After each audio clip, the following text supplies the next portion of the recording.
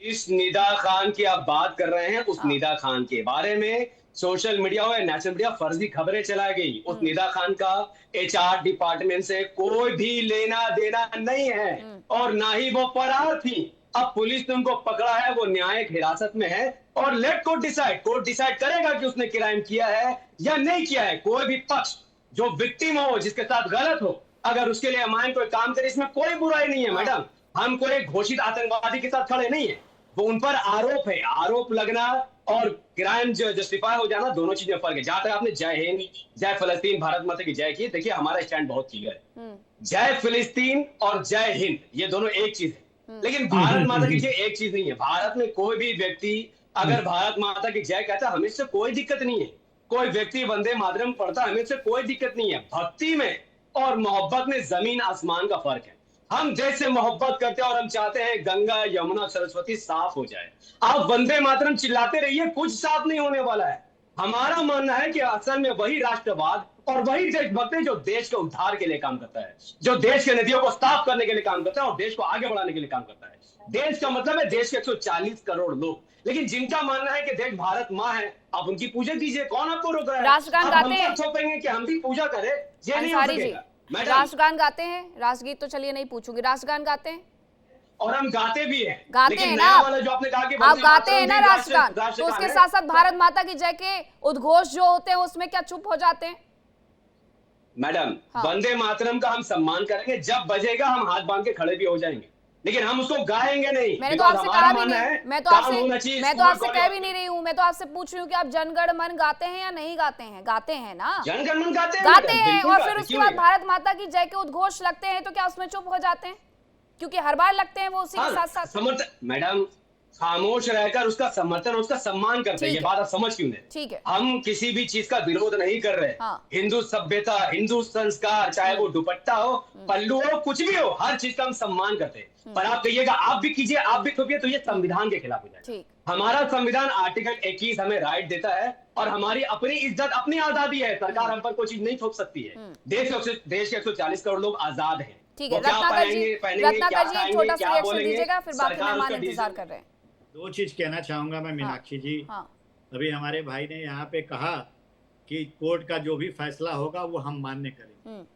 जब इनके लोग अपराध करते हैं, इनके लोग जब गलत चीजों में लिप्त पाए जाते हैं तो ये सीधा कहते हैं कि न्यायालय का जो फैसला होगा वो मान्य होगा।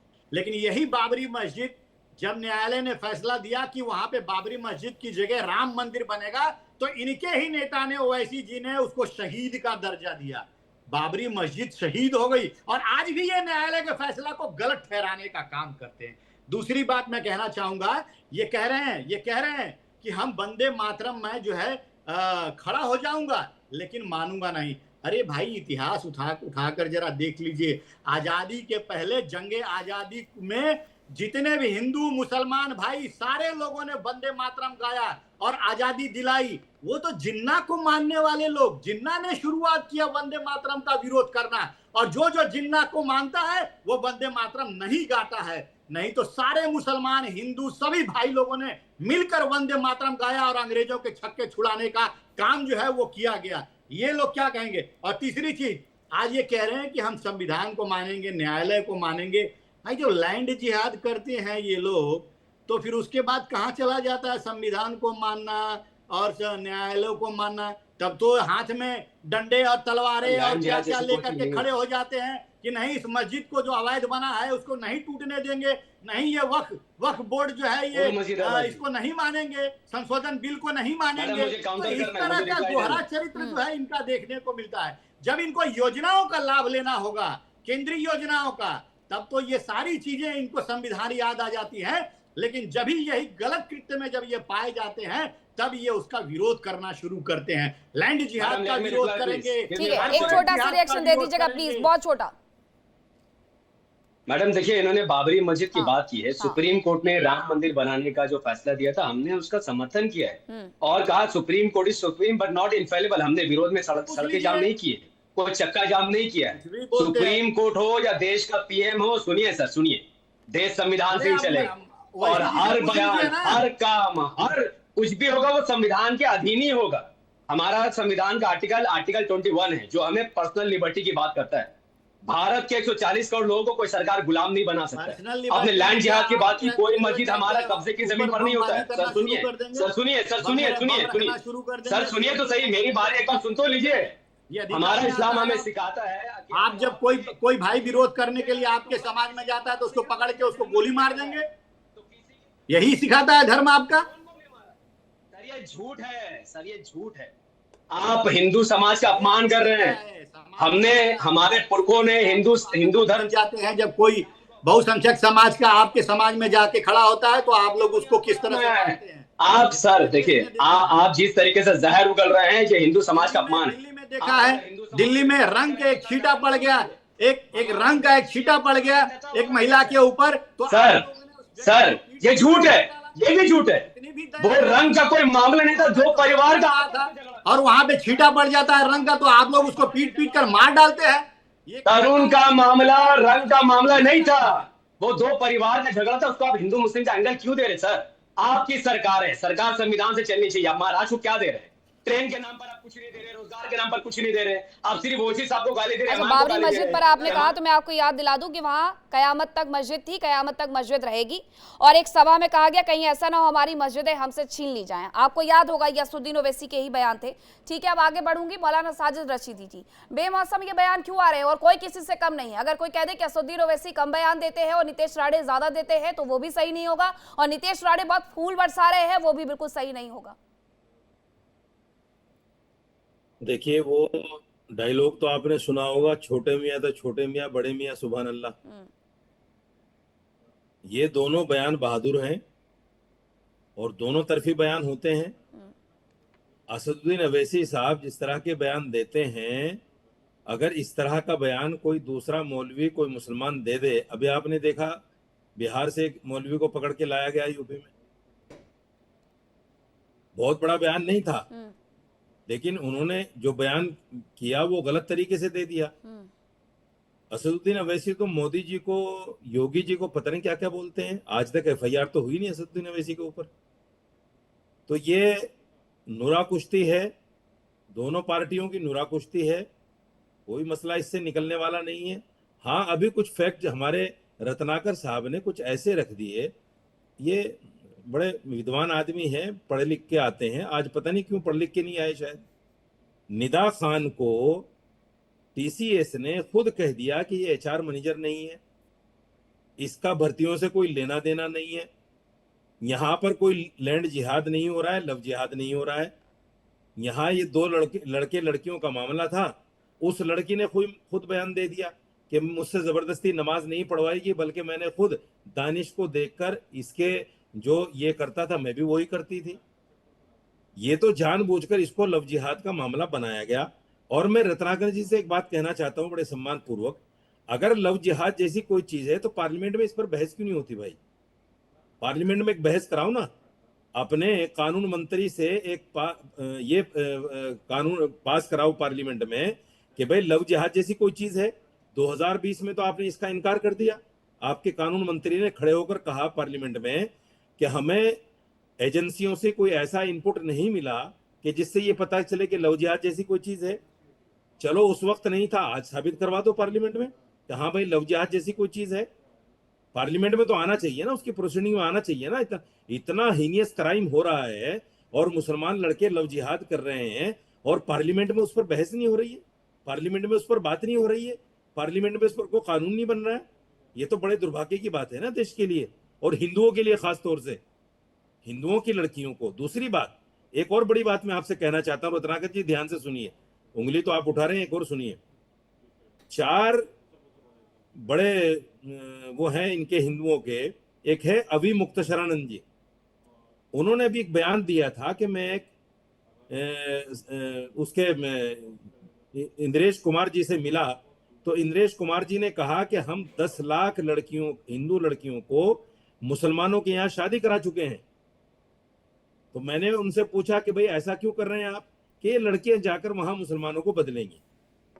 तो अभी मुक्तशरानंद जी ने कहा कि भाई आप मुझे बताओ किसी लड़की ने किसी समाज को बदला है? तो ये कौन सा लव जिहाद है भाई? 10 लाख लड़कियां, 10 लाख मामूली आंकड़ा नहीं होता। तो मैं तो ये कहता हूँ रत्नाकर जी, आप अच्छे व्यक्ति हैं, पार्टी में अच्छे व्यक्ति हैं आप एक मांग कीजिए, मैं भी मांग करता हूँ कि लव जिहाद के ऊपर पार्लियामेंट में एक बहस हो और पार्लियामेंट में कानून मंत्री बाकायदा एजेंसियों के इनपुट से ये बताएं कि लव जिहाद जैसी कोई चीज देश में चल रही है। अगर आप पार्लियामेंट में इस पर नहीं बोल सकते, आपके कानून मंत्री बयान नहीं दे सकते, तो फिर ये झूठा प्रोपेगेंडा चलाना छोड़ दीजिए। कहाँ है छांगुर बाबा? छांगुर बाबा को आपने पकड़ा, सुनिए, छांगुर बाबा को आपने पकड़ा और आपने इतना बड़ा बना दिया उसको कि इसने यूं कर दिया, फला कर दिया। अब कहाँ है छांगुर बाबा? क्या क्या केस है उसके ऊपर? आप ही बता दीजिए कौन कौन से केस है उसके ऊपर। रत्नाकर जी, आपको भी नहीं पता होगा केस कौन कौन से हैं उसके ऊपर, छांगुर के ऊपर नहीं बता सकते। ये सारे मीनाक्षी जी मुझे एक मिनट, मुसलमानों के खिलाफ जिस तरह की बयानबाजी आप कर रहे हैं, इससे क्या देश आगे बढ़ेगा? मौलाना जवाब बोलिए बोलिए, एक मिनट दीजिएगा मुझे। मुझे दो तीन पॉइंट्स जो इन्होंने कहे हैं उसी पे इस पे स्पष्टीकरण देना चाहता हूँ। पहली चीज तो इंद्रेश कुमार जी ने जो अभिमुक्तेश्वरानंद जी महाराज का वक्तव्य आया था, क्लियरली इंद्रेश कुमार जी ने, अगर आपके पास गूगल है वहां पे तो आप रिसर्च कर लीजिए, उन्होंने इस तरह के किसी भी वक्तव्य का पूरी तरह से इनकार किया था कि मैंने कभी इस तरह का कोई वक्तव्य दिया है। पहली चीज ये झूठ बोलने का काम है। दूसरी बात ये कह रहे थे कि पार्लियामेंट में, अगर पार्लियामेंट में डिबेट करा लें, पार्लियामेंट में चर्चा करा लें। अब सुन लीजिए साजिद भाई, आपने जो बात कही है उसी बातों को कह रहा हूं, जरा सुन लीजिए। इन्होंने कहा कि पार्लियामेंट में जो चीजें होगी वो हम मान्य होगा, सर्वमान्य होगा। मैं इनसे पूछना चाहूंगा कि भाई पार्लियामेंट में जब वक्फ संशोधन बिल जब पास होता है तो आप लोग फिर मानने से इनकार क्यों कर देते हो? आप लोगों को लैंड जिहाद करना है, आप लोगों को लैंड जिहाद करना है। जमीनें जो कब्जा करके रखी है उस जमीन को छोड़ना नहीं है। फिर पार्लियामेंट में प्रस्ताव जो पारित हो चुका है, जो कानून बन चुका है, उसको मानने से आप इनकार कर देते हैं क्योंकि वो आपकी सुविधा में नहीं है। तीसरी चीज मैं कहना चाहूंगा जो बहुत महत्वपूर्ण है मीनाक्षी जी, ये अभी बार बार ये लोग ये कहने की कोशिश कर रहे हैं कि टीसीएस ने इनकार कर दिया कि हमारी वो एचआर में थी। बिल्कुल, मैं आपको उसमें से सच्चाई बता रहा हूं। मुद्दा उस टीसीएस की एक बीपीओ कंपनी है, उस बीपीओ कंपनी में इस तरह का कृत्य किया गया। मुद्दा यह नहीं है कि वो टीसीएस कंपनी में किया गया कि किसी बीपीओ में किया गया। मुद्दा यह है कि जो कृत्य किया जा रहा था धर्म परिवर्तन का, जो वहां पे उन्मादी बनाने का लोगों का काम किया जा रहा था, जो इनको गजवाए हिंद करने का जो मंसूबा सजोए हुए लोग थे, उनका मंसूबे को निस्तनाबूद करने का काम जो है महाराष्ट्र की सरकार ने किया है। मुद्दा ये है, मुद्दा ये नहीं है कि वो टीसीएस में जॉब कर रही थी कि किसी बीपीओ में जॉब। पूरे मामले में जांच भी तो चल रही है। मौलाना साजिद रशीदी जी, आप जवाब भी दीजिएगा, लेकिन जरा ये भी बताइएगा कि उत्तर प्रदेश में आखिरकार ये कानून क्यों बनाने पड़ते हैं? मध्य प्रदेश की विधानसभा में 2020 से लेकर के 2024 तक के आंकड़े क्यों रखने पड़ते हैं कि कितनी लड़कियों को धर्म परिवर्तन के लिए उकसाया? क्या दीजिए जवाब। नहीं, आप मुझे एक चीज बताइए, अभी देखिए पार्लियामेंट का जवाब इन्होंने अभी तक नहीं दिया, उसको गोलमोल करके वक्फ कानून के ऊपर लेके चले गए। अरे भाई साहब, वक्फ कानून में मैं आपको 250 प्रॉपर्टियों की लिस्ट देता हूं जो केंद्र सरकार और दिल्ली सरकार के पास है, हमारी वक्फ बोर्ड की 250 प्रॉपर्टी, और जो बिगों में है, गजों में नहीं बिगों में है। लैंड जिहाद हम कर रहे हैं कि आप कर रहे हैं? 250 प्रॉपर्टी की लिस्ट मैं देता हूं आपको, आप बता रहे हैं कि हम लैंड जिहाद करते हैं। अरे दिल्ली वक्फ बोर्ड अपनी प्रॉपर्टी छुड़ा नहीं सकता, एक आम आदमी से नहीं कह रहे थे। सुनिए, एक आम आदमी से नहीं छुड़ा सकता, सरकार से कैसे छुटा लेगा? कुमार ने खुद स्वयं लैंड जिहाद हो रहा है, बिला वजह मुसलमानों को बदनाम करना। कोई भी पार्टी मुसलमान को किया है, वो लैंड जिहाद जो है वो के माध्यम से उन सबको जो है हटाया जाएगा। ये कांग्रेस नहीं है, ये भारतीय जनता पार्टी की सरकार है। दान में सरकारी जमीनों पे कब्जा करके आप उसका मालिकाना हक नहीं ले सकते हैं। सरकारी जमीन पे कब्जा कर रखा है वक्फ बोर्ड, आपका है? वक्फ बोर्ड आपका है क्या? ये आपकी पार्टी का है वक्फ बोर्ड? बीजेपी की सरकार बताइए, भारतीय जनता पार्टी का है वक्फ बोर्ड? या वक्फ बोर्ड की जमीन भारतीय जनता पार्टी की है? नहीं, कौन लीगल जमीन है, वो लीगल जमीन जिसकी है उसकी रहेगी। मुसलमानों की जो प्रॉपर्टियां हैं जो उनके बाप दादा ने छोड़ी हैं, गलत तर्क मत दीजिए। आपके पास तो एक डिरेल भी कर रहे हैं, एक अलग दिशा में उन चीजों को लेकर के जा रहे हैं। डॉक्टर एच एस रावत, जी जरा ये बताइएगा डॉक्टर रावत जी कि ये पूरा मुद्दा आखिरकार अभी हाल फिलहाल में आना कुछ समझ से परे हो जाता है कि अभी कोई चुनाव नहीं हो रहे हैं, असदुद्दीन ओवैसी को इस तरीके का बयान क्यों देना पड़ा, नीतीश राणे को उस पर ऐसी प्रतिक्रिया क्यों देनी पड़ी है, और ये क्या सिर्फ बयान देकर के चर्चाओं में बने रहने का एक तरीका नहीं है? देखिए मीनाक्षी जी, मैं पहले ये बता दूं हाँ। कि रशीदी साहब बड़े विद्वान आदमी हैं अपने धर्म के, लेकिन इस्लाम ये कहता है झूठ नहीं बोलनी चाहिए, और मैं इनके झूठ का पर्दाफाश करता हूं। अगर इनके अंदर इंसानियत है और इस्लाम में इंसानियत है, तो रेलवे स्टेशन नई दिल्ली का उसके प्लेटफॉर्म नंबर 2 वो पूरा की पूरा वो लैंड जिहाद का हिस्सा है। हनुमान मंदिर के सामने एक छोटी सी मजार हुआ करती थी हमारे सामने, आज वहां पर इतनी विशाल मंदिर बन गई है, खिसका खिसका करके वहां ट्रैफिक जाम होता है। और जो दिल्ली का कनॉट प्लेस का आउटर सर्कल है, वो जो फुटपाथ है पूरा की पूरा लैंड जिहादियों ने कब्जा कर रखा है। वहां पर 6 छोटी छोटी मस्जिदें जो आदमी नीचे सड़क से होकर के जाता है, और रेलवे स्टेशन के बीच में, और एयरपोर्ट जो इंटरनेशनल एयरपोर्ट है हमारा दिल्ली का, इंदिरा गांधी इंटरनेशनल एयरपोर्ट, उसके बीच में मस्जिद बनी हुई है, और उस मस्जिद को भी हटाने की किसी की हिम्मत नहीं हुई। लैंड जिहाद नहीं है तो और क्या है, आप हटवा दीजिए इनको। अगर जब आदमी परेशान हो रहे हैं, इतने परेशान होते हैं रेलवे स्टेशन के ऊपर जाकर के, और वो प्लेटफॉर्म नंबर 2 ब्लॉक कर रखा है, कनॉट प्लेस में घुसते हैं तो वहां पर पूरा की पूरा तामझाम इकट्ठा कर रखा है। और मैं आपको बता देता हूं, दिल्ली कैंट के अंदर फुटपाथ पे एक छोटी सी मजार थी, उस मजार की जगह इतनी बड़ी मस्जिद बना दी है, ढक ढक के पटबलगंज के फुटपाथ के ऊपर इतनी बड़ी मस्जिद बना दी है। और आप देखिए आजाद मार्केट को जब जाते हैं, वहां पर बीच फुटपाथ के ऊपर वहां और वो मस्जिद बना दी है। और सबसे बड़ी बात है कि जब फ्लाईओवर बनता है, फ्लाईओवर के ऊपर भी मजार बना दी है, वहां कौन दफन हो रखा है। तो ये लैंड जिहाद नहीं है। साजिद भाई, आप तो बड़े विद्वान हैं, आप क्यों नहीं विरोध करते इनका? इससे मुसलमान इस्लाम बदनाम होगा। मैं जवाब दे रहा हूँ सर, मुझसे जवाब ले लीजिए। एक आरटीआई लगी एमसीडी के अंदर। उस आरटीआई का जब जवाब आया तो पता चला कि 1016 मंदिर ऐसे हैं जो इलीगल बने हुए हैं दिल्ली में। 1016, एक आध नहीं है, 1016। और 2-4 के उदाहरण तो मैं दे देता हूँ। दिल्ली गेट पे आप आ जाइए, बिल्कुल फुटपाथ पे बना हुआ है मंदिर। मैं कह रहा हूं, दिल्ली गेट पे मंदिर है तो सुन लो मेरे भाई, अब सुन लो ना, अब सुन लो। नहीं, अब इतना उत्तेजित मत हो, सुन लो। जब मंदिर की बात आई, अब आप बोल नहीं हटाए। मस्जिद जब हटाने की बात आती है तो हंगामा क्यों होता है? जब पब्लिक को परेशानी हो रही है तो उसको हटाने में दिक्कत क्या है? सुनो, जिस गेट उसके प्लेटफार्म नंबर 2 की आप बात कर रहे हैं ना, वो अंग्रेजों के जमाने की मस्जिद है, वो आज मस्जिद नहीं बनी।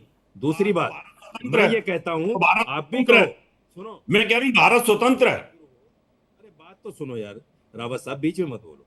मैं भी कहता हूं कि जो इलीगल मस्जिद बनी है वो हटनी चाहिए, मैं आपके साथ हूं, हटाओ। आप भी कहो कि जो इलीगल मंदिर रोड पे बने हुए हैं वो सब हटने चाहिए, बोलो अगर आपके अंदर हिम्मत है तो। हटने चाहिए, हटे हैं और हटते रहे अरे हैं। हटने चाहिए, और भी जो 1016, लेकिन जो आप 1016 आए हैं अभी आरटीआई में, हटवाओगे, हटवा दोगे? आप ये देखिए, बिल्कुल इंटरनेशनल एयरपोर्ट के बीच में मस्जिद बनी हुई है, वहां कौन जा करके आप देखिए पूजा पाठ कर लेगा, और कौन जाके वहां अजान कर लेगा। इतनी शोर होता है, मस्जिद आ गई भाई, नहीं हटाते भाई, जिद है ना आपकी। इंटरनेशनल एयरपोर्ट पे कहां से मस्जिद आ गई? आप चलो ना मेरे साथ में, अगर आप एयरपोर्ट। अरे वो प्रेयर रूम होता है, वो तो एयरपोर्ट की तरफ से होता है, मस्जिद कहां से आ गई? प्रेयर रूम नहीं है, बीच के अंदर बनी हुई है, और वहां पर जब हज यात्री जाते हैं तो वहां जाकर के हज यात्रा के लिए उसके पास जाते हैं। दिल्ली के इंटरनेशनल एयरपोर्ट पे कहां बनी हुई है रावत जी? देखिए नहीं, इंटरनेशनल बीच एयरपोर्ट के बीच में बनी हुई है मस्जिद। नहीं, टर्मिनल 3 पे ऐसी कोई मस्जिद वहां पर नहीं बनी हुई है। अविनाश जी बहुत देर से इंतजार कर रहे हैं, बहुत माफी चाहूंगी अविनाश जी, काफी इंतजार आपको करना पड़ गया। लेकिन आप जरा ये बताइएगा कि इन सब चर्चाओं के बीच में ये दिखा देना कि नहीं हिंदू बड़ा है, क्योंकि दोनों ही नेताओं के बयान, एक हिंदू समर्थक होते हैं, दूसरे मुस्लिम समर्थक होते हैं, लेकिन ये देश के तो विरोध में होते हैं। मैडम जी को नमस्कार, सभी को जय श्री राम। देखिए, मुझे तो इतनी देर में मैं भूल ही गया कि टॉपिक क्या है। आपका टॉपिक क्या है ये बता दीजिए, क्योंकि इतनी आलतू फालतू की बातें हो रही हैं, पता नहीं क्या बातें हो रही हैं। डिबेट टॉपिक क्या है, बोले क्या जा रहे हैं। अब आसमानी किताब पढ़ने वाले लोग आसमानी बात तो कर चुके, अब धरातल की बात सुनिए। आप जब अपना पैकेज दे रही थी तो आपने कहा बर्दाश्त नहीं किया जाएगा। आपको और सारे पैनलिस्ट को बोल दूं कि बर्दाश्त करना पड़ेगा। बर्दाश्त तो करना बदतमीज हो गया पड़ेगा। कुछ, पागल हो गया कुछ, अब आप दिमाग खराब हो गया। आराम से आसमानी अब क्या कर लेगा तू? आराम से, तू क्या कर ऋषि लेगा? जी, आराम क्या कर से, लेगा? आराम से, आसमानी please। किताब पढ़ने वाले आसमानी बात कर रहे थे। देखिए इंडिया डेली 24/7 अब आपकी स्मार्ट टीवी पर। इंडिया डेली मौजूद है सभी डिजिटल प्लेटफॉर्म पर लाइव और लगातार। इंडिया डेली 24/7 हर दिन राष्ट्र को समर्पित।